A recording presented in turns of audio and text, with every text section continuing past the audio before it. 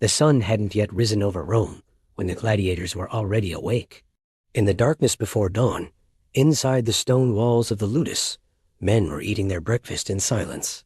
This was no glamorous life. This was survival wrapped in spectacle. The routine that kept these fighters alive was as brutal as the sand-soaked arena floors where they faced death. What the roaring crowds never saw was the mechanical precision of violence that ruled every waking moment. The year is 80 AD. The Colosseum has just opened its massive doors to the Roman public. A monument of stone and ambition that can hold 50,000 screaming voices. But our story doesn't begin in that arena. It begins in the shadows, in the training schools, where men were transformed into weapons.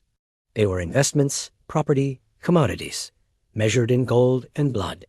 Their routine designed to make them efficient killers. Who could survive long enough to fill the coffers of their owners? Most gladiators didn't choose this life. Some were prisoners of war, captured on distant battlefields where Rome's legions crushed rebellion after rebellion. Others were condemned criminals, given a choice between execution and the slim possibility of surviving the arena. A smaller number were slaves, sold into the trade by masters who saw more profit in blood sport. And then there were the volunteers, free men drowning in debt or hunger. Men who signed contracts called octoramentum, selling their bodies and their freedom for a chance at fame and coin. They signed away their lives with a single oath: I will endure to be burned, to be bound, to beaten, and to be killed by the sword. The ludus was their world now. These gladiatorial schools were prisons, training camps, and businesses. The most famous was the Ludus Magnus in Rome, connected to the Colosseum by an underground tunnel, so fighters could be delivered directly to the slaughter without ever seeing daylight. Inside these compounds, walls rose high and thick, topped with guards who watched for any sign of escape. The gates were iron and locked. The windows were barred. This was where gladiators ate, slept, trained, and waited. Dawn arrived with the sound of a bell. Sleep was never restful in the cells. Small stone rooms barely large enough for 2 men, furnished with nothing but straw mattresses that stank of sweat and fear. The gladiators rose immediately. There was no time for hesitation. Hesitation got you beaten. Dolenista ran his ludus like a military campaign.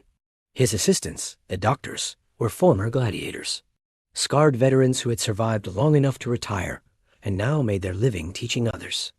They moved through the barracks, shouting commands, cracking whips against stone walls to hurry anyone. Breakfast was functional, not enjoyable. The gladiators shuffled into the communal dining hall, where clay bowls waited, filled with a thick barley porridge the Romans called pulse. This was their staple, a heavy grain mash boiled with beans and lentils, sometimes flavored with cheap vegetables. Meat was rare. When it appeared, it was fatty pork or scraps of mutton, gristle, and bone more than flesh.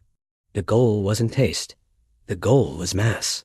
Gladiators needed weight, layers of fat and muscle, to protect vital organs from the cutting blades they would face.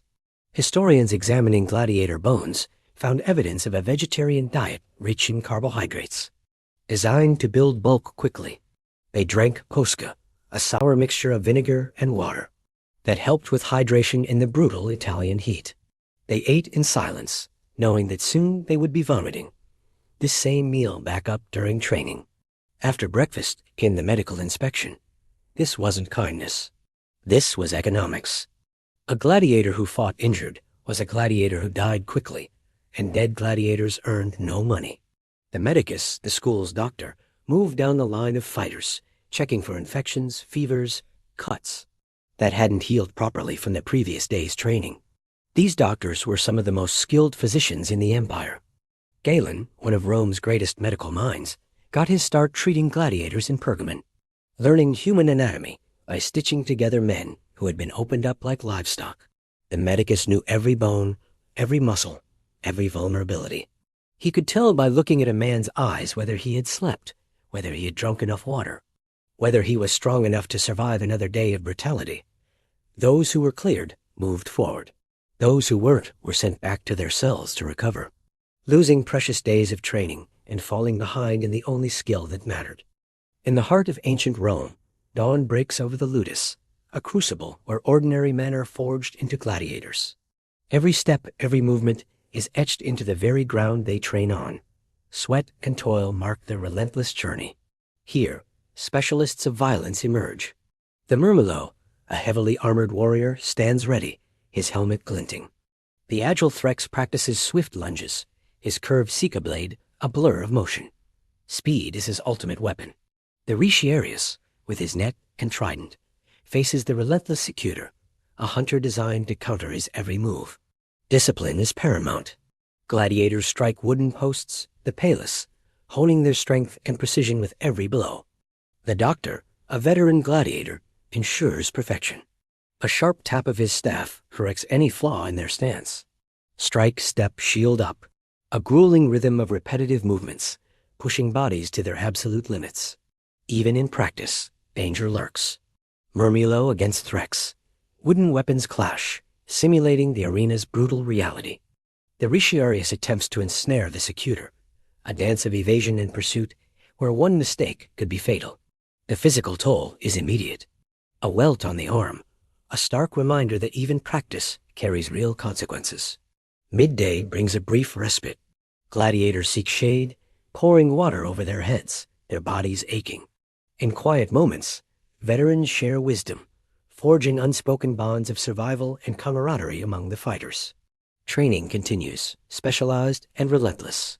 The Retiarius perfects his net casts. The Murmillo is stabbing thrusts.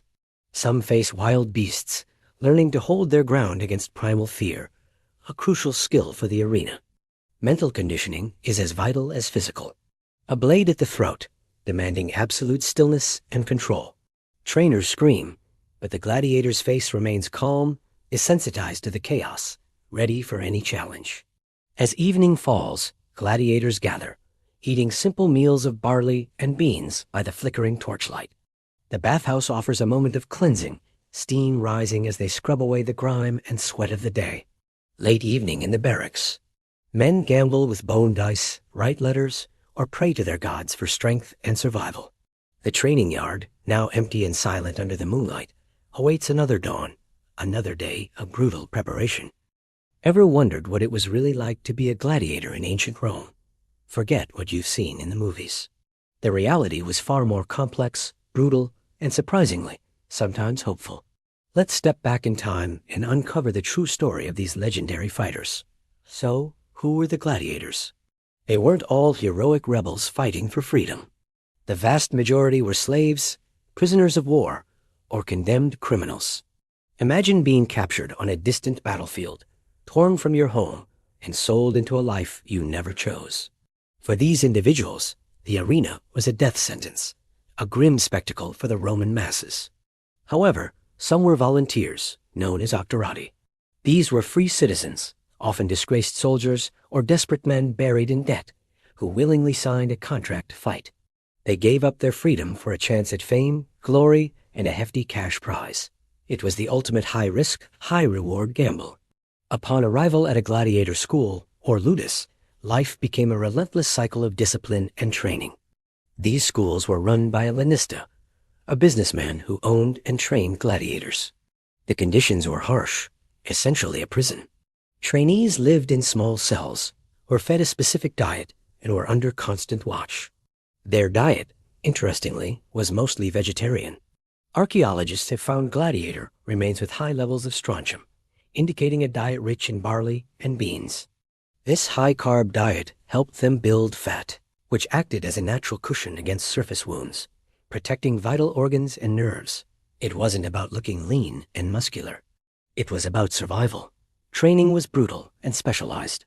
Under the guidance of a doctor or trainer, each new recruit, called a novitius, would learn to fight. They didn't just pick up a sword and shield. They were assigned a specific fighting style, a persona they would embody in the arena. There were dozens of types. The Murmillo, with his large shield and short sword, often faced the Threx, who carried a small square shield and a curved dagger. The Retiarius was unique, fighting with a net and trident, trying to ensnare his opponent like a fisherman. Then you had the Secutor, designed specifically to counter the Retiarius, with a smooth helmet to avoid getting caught in the net. Each style had its own strengths and weaknesses, creating dynamic and strategic matchups that the crowd loved. Training involved endless drills with heavy wooden weapons, far heavier than the real ones, to build strength and stamina. It was grueling, repetitive work designed to turn a man into a killing machine. Before the games, there was a public feast called the Cena Libera. This was a chance for the gladiators to enjoy a final, lavish meal. But it was also a public relations event. Spectators could come and get a close look at the fighters they were betting on, sizing them up before the big day. Imagine the psychological pressure, eating what might be your last meal, while being scrutinized by the very people who might soon be cheering for your death. Then came the day of the games. The grand procession, the Pampa, was a spectacle in itself. Gladiators marched into the arena, dressed in elaborate costumes, parading before the emperor and the roaring crowd. They would salute the editor, the sponsor of the games, with the famous, though perhaps not as common as we think, phrase, "We who are about to die, salute you." The atmosphere would be electric, a mix of anticipation, excitement, and bloodlust. The fights themselves were not always a fight to the death. Gladiators were an expensive investment for their lanista. Killing them off in every match was bad for business. Fights were overseen by a referee, and a gladiator could surrender by raising a finger. At this point, the crowd and the editor would decide his fate. A thumb-up gesture meant spare him. A thumb-down gesture meant death. A gladiator who fought bravely, even in defeat, was more likely to be spared. His life was literally in the hands of the spectators. Survival meant a chance to fight another day. If a gladiator survived and won enough fights, he could earn his freedom. A wooden sword, the rudis, was the symbol of this release. To receive the rudis was the ultimate dream. A freed gladiator could become a trainer, a bodyguard, or simply try to live a normal life, though the stigma of their past often followed them. Some, like the famous Syrian gladiator Flamma, were offered their freedom multiple times, but chose to keep fighting, addicted to the fame and the roar of the crowd. He fought 34 times, won 21, and was granted the rudis 4 times, refusing it each time before finally dying in the arena. Life as a gladiator was also a life of strange celebrity. Despite being at the bottom of the social ladder, successful gladiators were superstars. Their images appeared on mosaics, pottery, and graffiti. They were the action heroes of their time. Roman women were known to admire them, and some even had affairs with them.